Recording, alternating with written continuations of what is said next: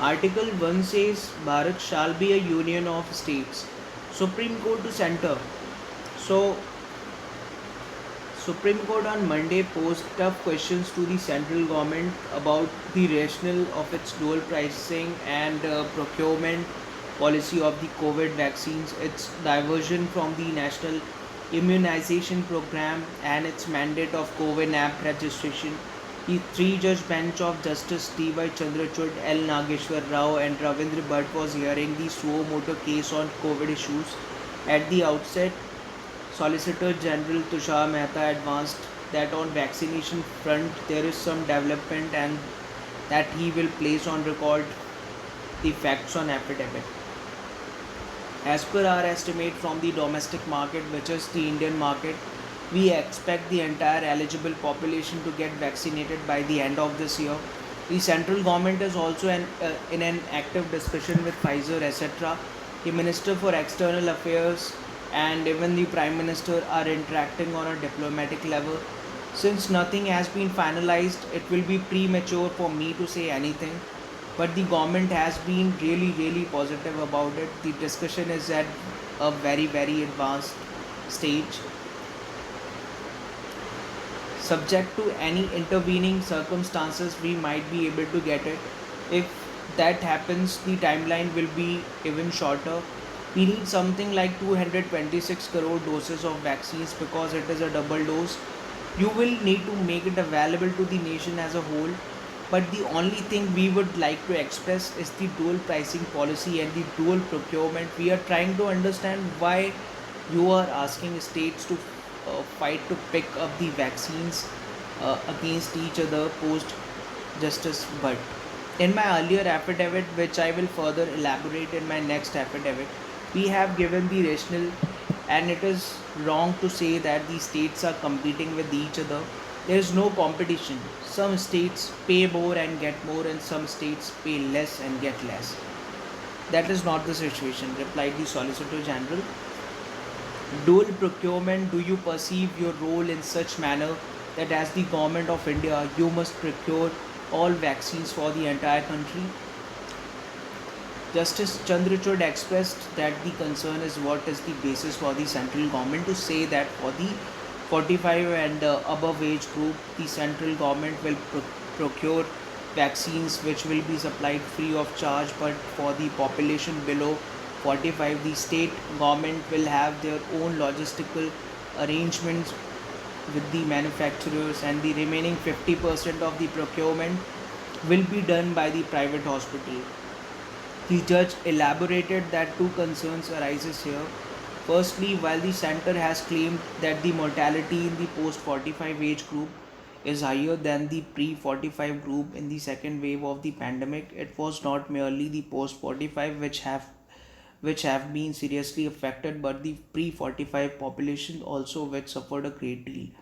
If the purpose is to procure vaccines, why should the central government confine itself only to the post 45 and leave the pre 45 entirely to the states to arrange for the pre 45? Goa has to make its own arrangement, Kerala and Uttarakhand have to make their own arrangements, but for post 45, you are making the arrangements. Why do you justify this? Asked the judge. Different municipal corporations in the different states are issuing global tenders.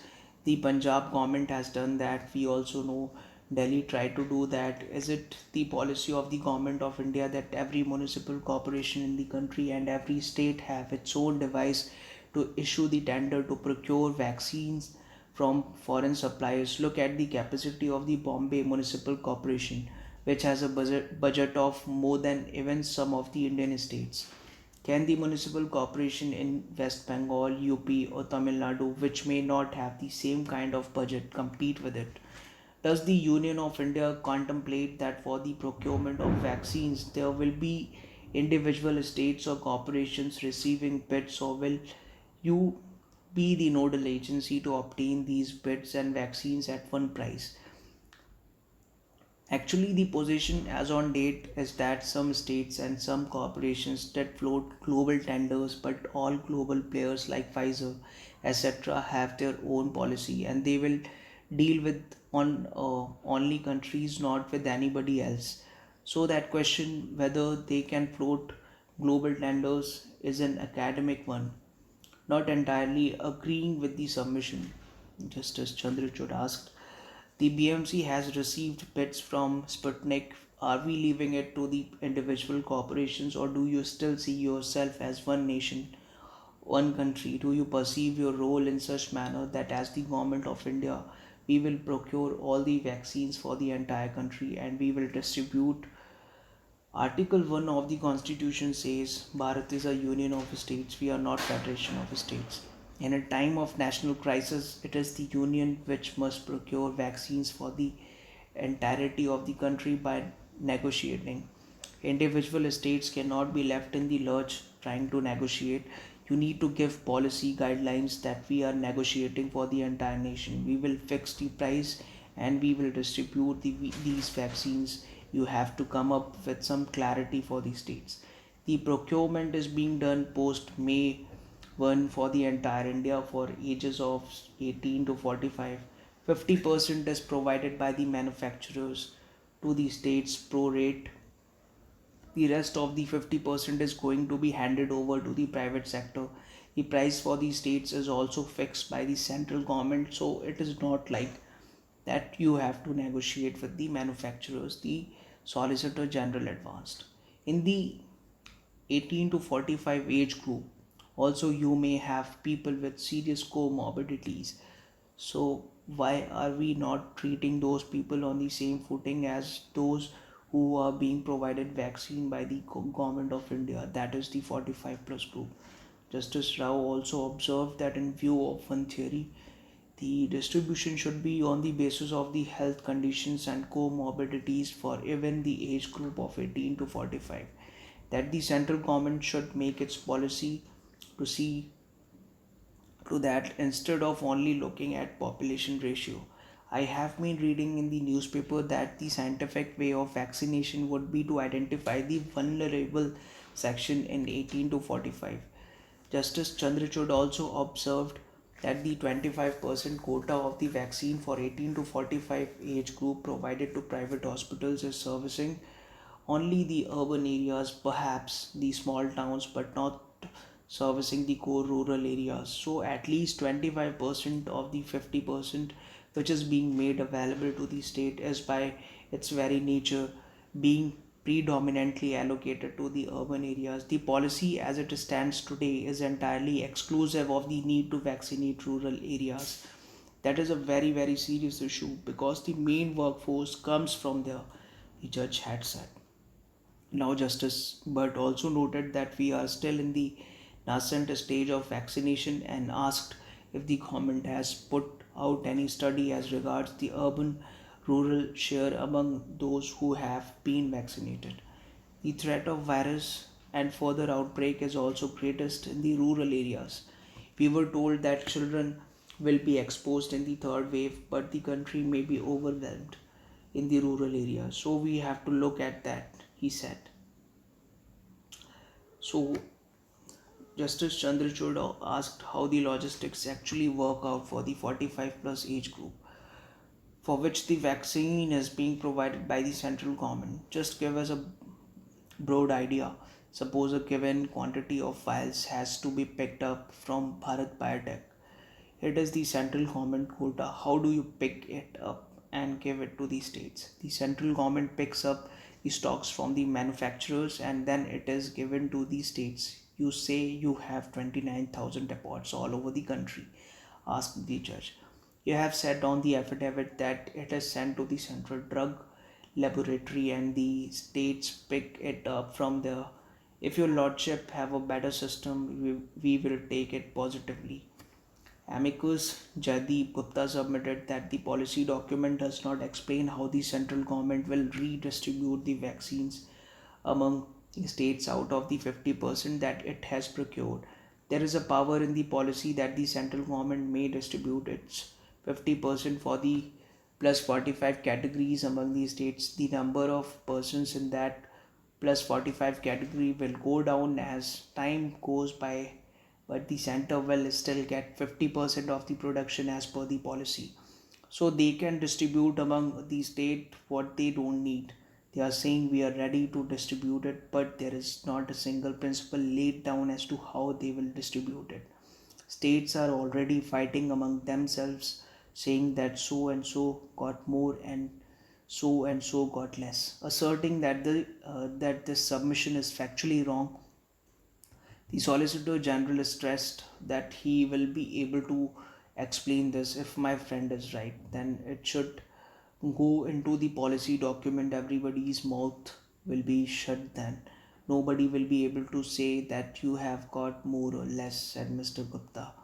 Amicus Jaideep Gupta raised the following issues. A single source of procurement is to be done.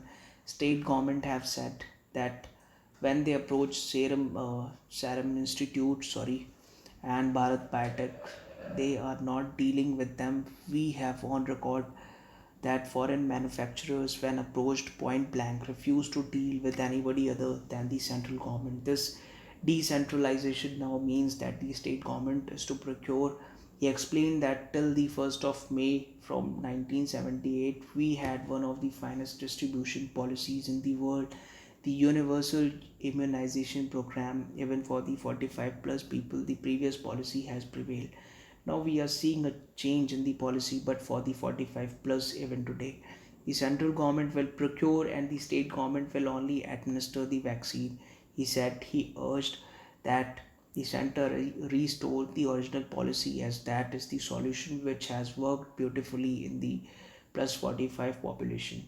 He reiterated that if the center leaves 25% of the vaccination to the states, it may present a problem, as different states have different economic condition. Nagaland may not be able to lift the vaccine even though Maharashtra can. Further, Mr. Gupta indicated that the affidavit states that whatever is the production based on the population ratio of each state, there will be a pro rata distribution from the manufacturers to the state. So let us say that West Bengal is 100% and Nagaland is 10%. So if 100 vaccines are given to West Bengal, then 100, so then 10 will be given to Nagaland. This is again a statement on affidavit only. Two reports have subsequently come in the press, one by a bureaucrat and one by a minister, saying that the central government is not going to interfere with the distribution of the vaccines to the states. So the people are speaking in two voices, he urged. Differential pricing. Center has to ensure vaccinations are available to all states at one price across the board. Can't leave distinction between center and states and between pre 45 and post 45. Supreme Court. Till date, we have not seen the policy document which articulates the rationale in some form, maybe not the whole of it, but we would like to see the thinking that led to it. Unprecedented steps may have been necessary, no doubt, but to say that the center will procure at a lesser price, and for the states, the manufacturers are free to enforce their own whims. We want to know when the central government has the price fixing power. You have Section 26 Clause B of the Drugs and Cosmetics Act. Why have you left it to the manufacturers to fix the price for the remaining 50% of the production? Asked Justice Bhatt. Now the Solicitor General responded that should the bench like to peruse the relevant files of the government, he would not object to that, and that the bench may exercise judicial review over that as well. However, the Solicitor General earnestly urged the court to avoid traveling on this path, at least at this stage. The entire world is facing this crisis. There are the same manufacturers. It is my anxiety that any indication that the Supreme Court of India is examining the price structure would be perhaps hamper the negotiations. Justice Chandrachud assured that the court is only on the role of the central government and would not even enter the question of price negotiations. There are certain issues that we will not get into, but what is the rationale for this dual policy? The center procures at a certain amount but does not say that the manufacturers give it at this rate to the states also. Let us look at the rationale and we will leave it at that if it is constitutional. Of course, your lordships would not hamper the process, but that impression would go to the manufacturers all over the world. Secondly, Justice Chandrachud noted that the center's affidavit indicates that the population in the group of 18 to 45 comes to be about 59 crores in India. 50% of the vaccine quota will go to the private hospitals.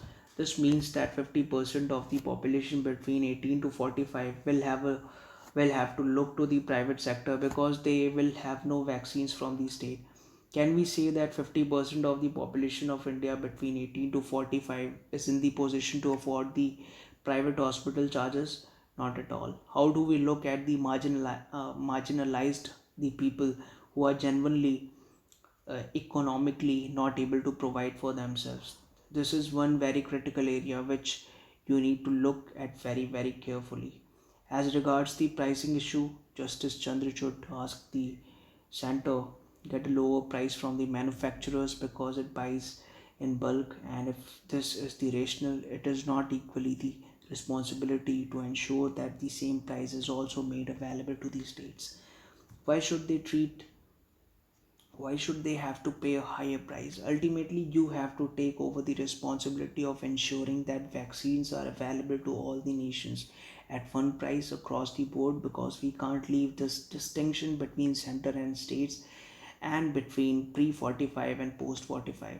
The pandemic has completely evolved in the last 2 months as the bench seemed inclined to listen to amicus curiae Jaideep Gupta and Meenakshi Arora on these issues. The Solicitor General insisted that in this 2 month period, most of the aspects suggested by the judges have not been taken care of. We cannot undertake an exercise which may not be required, he said.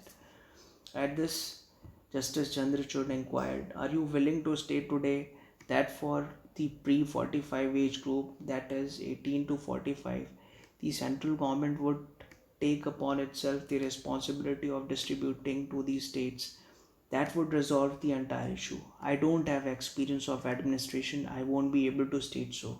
There are several factors which go into the decision, but I can assure that the states are not left to fend for themselves. I had pointed out that the central government negotiated and a particular price is fixed for every state. So it is not that the Maharashtra can pay 500 and purchase more quantities, replied the Solicitor General. So, in reply, Justice Chandrachud remarked that the court does not wish to enter into the area of policy, but the policy has to be a considerable one. You say you are going to negotiate the price for all these states. That should be clear on the records. There are conflicting stands of the manufacturers. What we have on record is that there is no clear one price for all these states, observed Justice. But whatever the justification you have, you must show it to us. Why must there be two prices, one for the states and one for the union? Why can't you only collect the vaccines and ask for the refund from the states? That is a matter of accountancy. The judge expressed the view that after all, those in the age group of 18 to 45 are the most active, and as they are the ones who are working, and they should not be left out. Your lordship are right, but we are faced with a situation where limited choices are available, and it is of utmost priority that vaccination should be fast. So if somebody orally intervenes that you will not charge 500 from the states, and you will give it for 300, but I will place the necessary details on record. On the pricing issue, Mr. Gupta urged 150 is the price at which the union gets it, but the states will have to pay 300 to 400. Ultimately, it is the taxpayer who is going to pay for it. So, why doesn't the center procure for the whole country? Even the monopoly advantage is not there with the states. 25% of the vaccine would go to the private sources. Only 25% of the total production is available to states. It is disproportionate given that most of the population is in the age group of 18 to 45.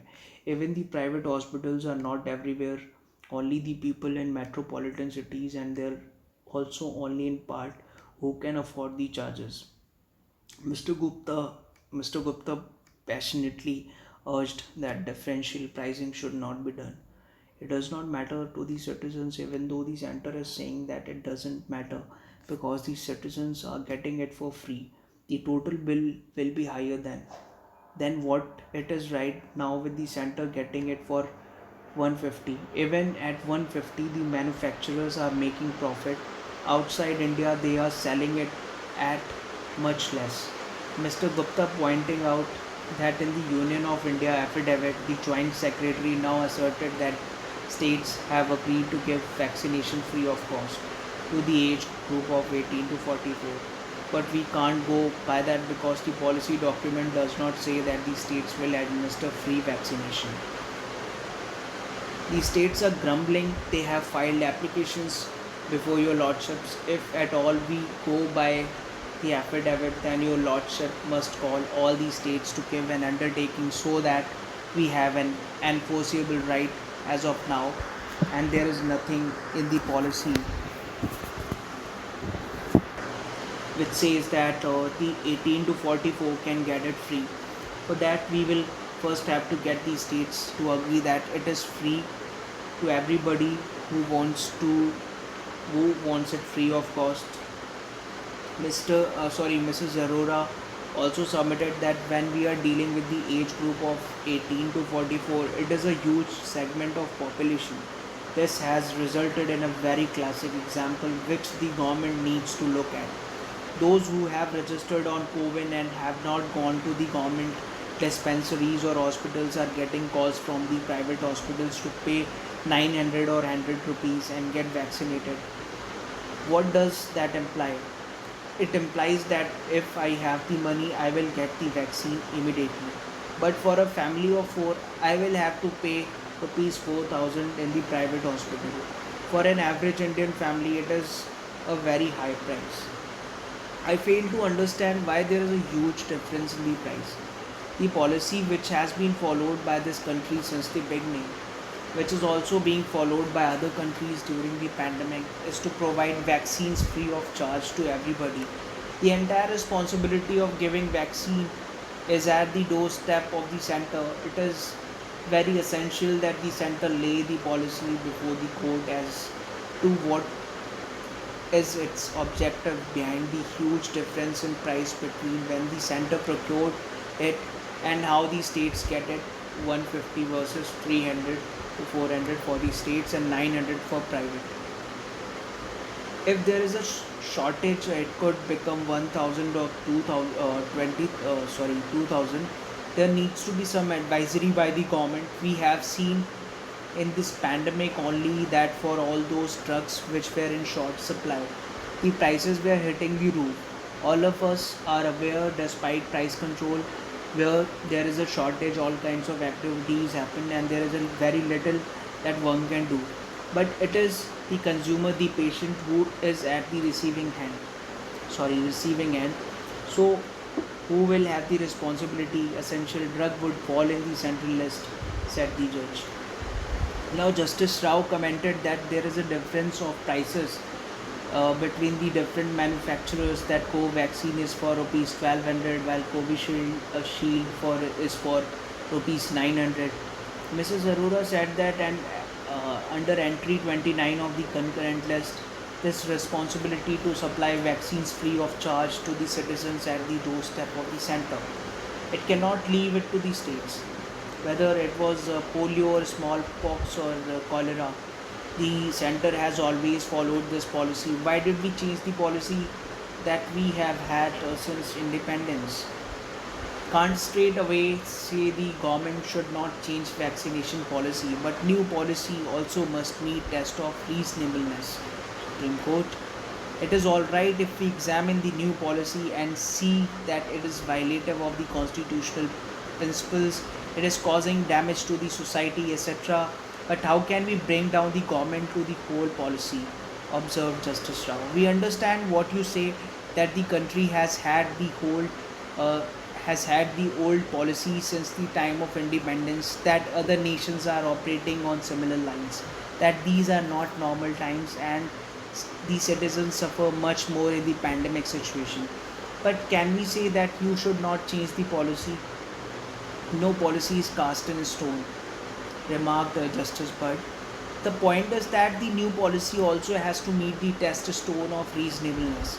It must comport with the right to life, which includes the right to public health, added Justice Chandrachud. You have to plan for the problems and then formulate it in the policy. We need clear guidelines for the entire country. Otherwise, the absence of guidelines and comprehensive policy will lead to chaos, as we have different administrative authorities in different parts of the country. You need your policies to anticipate and formulate what has to be done. Then there will be clarity of guidance for the entire country. We would also like the policy to be amended. Let's not just have an affidavit by the joint secretary saying this is what is going to be done. If issue arise, the policy document has to be amended so that it provides clarity of guidance to the states and all the administrative authorities across the country. So let us make an appeal to you, and we will drive home the point while making the appeal. Let there be a degree of flexibility. It can't be that once we have laid down the policy, now we are not going to change it. Let me tell you from the experience as a judge that the ability to admit that I am wrong is not a sign of weakness but a sign of strength. We stand by something on the ground that we have applied our minds, but we need to take into account the evolving situation. The purpose of this hearing has been dialogical, to ensure dialogue between different stakeholders so that we have inputs before the central government to modify its policy. We are not going to run the central government or dictate its policies for you, but the purpose of this hearing is to create a forum for dialogue so that diverse voices across the spectrum can be heard, said Justice Chandrachud in his court. So, continuing, the judge remarked that the idea not to criticize or pull down anybody, there is a strength in the arms of the nation. The fact that the external affairs minister traveled to the US to enter into a dialogue shows that situation is being dealt with seriously. So, COVID, digital divide, and rural India. You can't say that if you don't register, we won't accept you for vaccination. You need to go forward and find flexibility. Supreme Court. So, Justice Chandrachud had flagged as an issue the digital divide insofar as everybody has to register on the COVID app to be able to get vaccinated. You said people can go to the common service centers or their friends or NGOs. Is it realistically possible for people in the rural areas to register on COVID?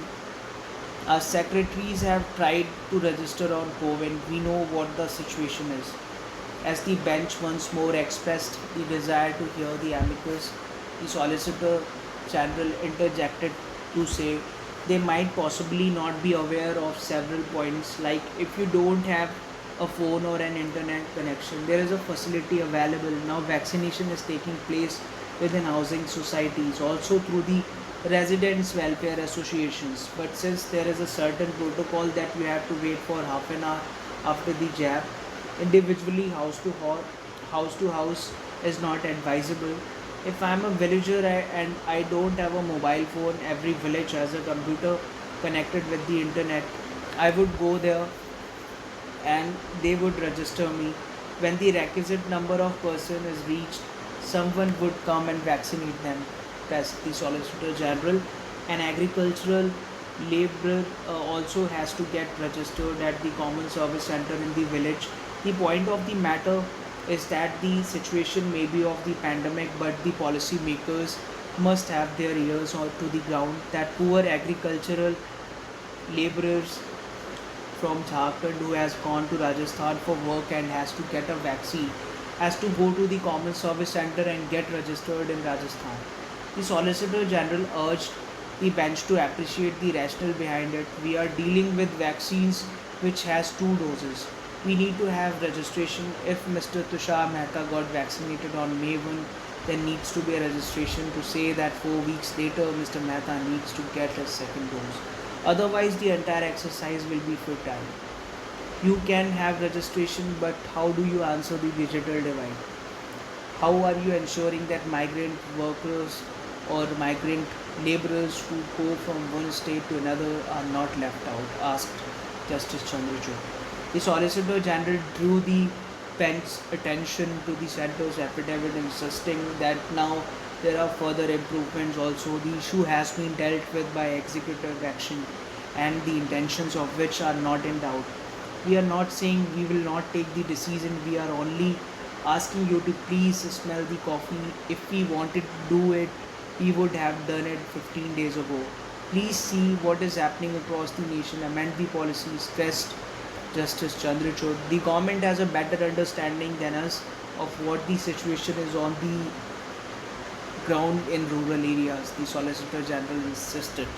The Solicitor General indicated from the affidavit that the COVID digital portal permits registration of more than one person using the same mobile number, that much of India resides in rural areas which are governed by local self-government at grassroots levels like panchayats, which are very successfully representing rural India in all schemes of state governments as well as central government, and almost all these gram panchayats have established common service centers which have a digital platform to be used by the people.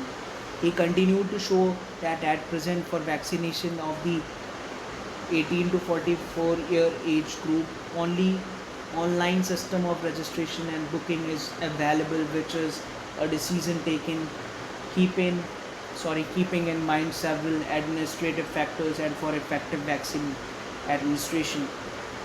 The doses of vaccine are not unlimited constraints of production capacities and permitting walk-in vaccination. Registration is anticipated to result in overcrowding at the vaccination centers, defeating the very purpose of vaccination. There are human resources constraints in terms of doctors, nurses, and paramedical staff, infrastructural constraints in terms of a large enough waiting area to ensure social distancing, designated place for administration of the dose, and earmarked area to wait after the jab. However, this has been relaxed now. Walk-in is now permitted subject to availability as the number of 45 plus age group persons coming in reduces. Uh, Gradually, more walk-in will be accepted. At this, amicus Gupta intervened to submit that for the age of 45 plus, walk-in was always an option, but in the new policy the center has said that those up to 45 have to register on CoWIN. For it to be an enforceable aspect, it should be included in the policy document. We know how much difficulty we have been having in getting a CoWIN appointment. We keep trying and trying. We still don't get.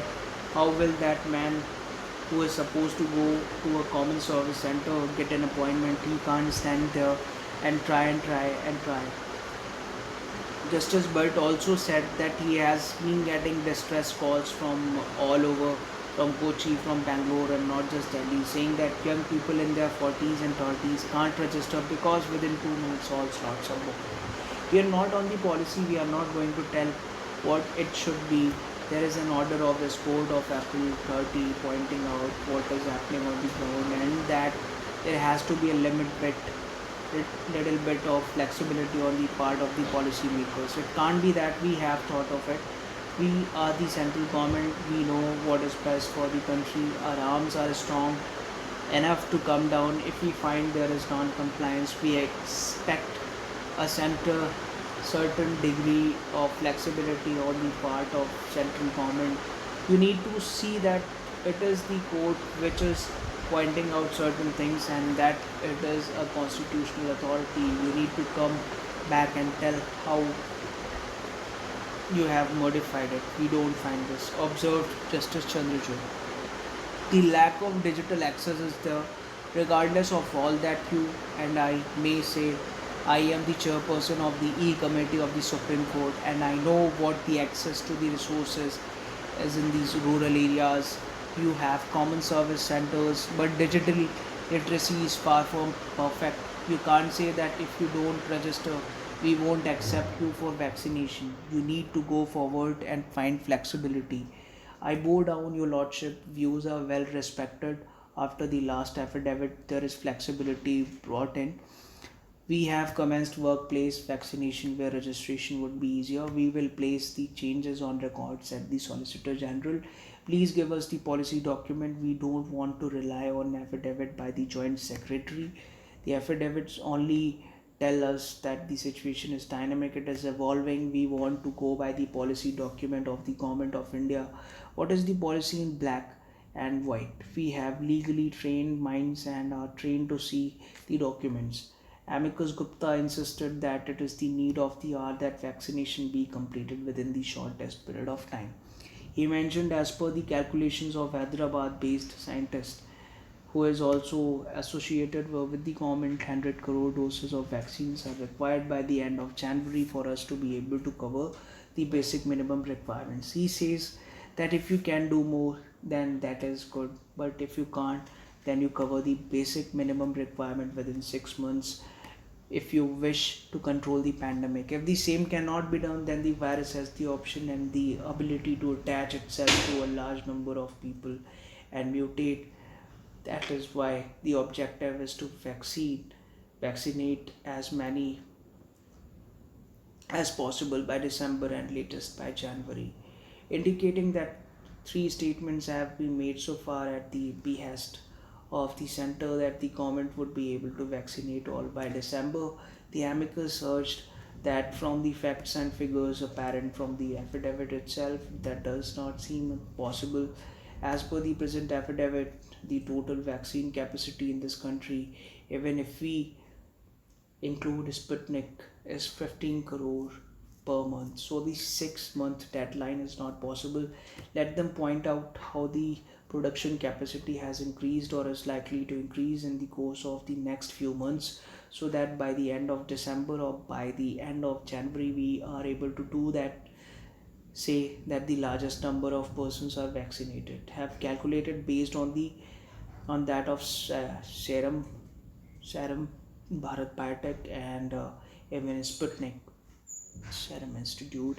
They say some other vaccines are in the stage of development. How can the government say that they will give us the vaccine which is in the stage of development, for which there is no guarantee of being approved? It is not possible, he urged.